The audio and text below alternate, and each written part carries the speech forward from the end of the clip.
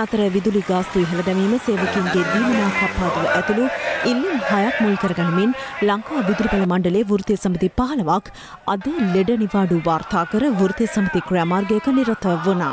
එමෙන්ම සංශෝධිත බදු ප්‍රතිපත්තියට සහ විදුලි පිළ වැඩි කිරීමට එරෙහිව දිවයින පුරා විදුලි සේවකයන් කොළඹ පිහිටි විදුලි බල මණ්ඩලයේ ප්‍රධාන කාර්යාලය ඉදිරිපිටදී විරෝධතාවයේ නිරත වුණේ මෙලෙසින්.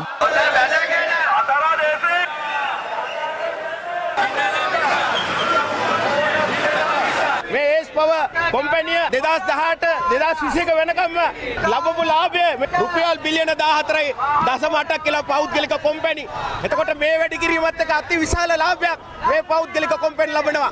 එතකොට ඒ නිසා අපි කියන්නේ මේ රටේ ජනතාවට සහන දෙන්න විදුලි බිල වහාම අකුලගෙන සංශෝධනය කරන්න ඕනි. අමාත්‍යවරයාට අපි කියනවා අමාත්‍යතුමනි ඔබ හැප්පෙන්න එන්න එපා ලංකාව විදුලි බල මණ්ඩලයේ තාක්ෂණික සහයෝගයත් එක්ක හැප්පෙලා ඔබතුමාට හොටපිමේට ගන්න වෙනවා.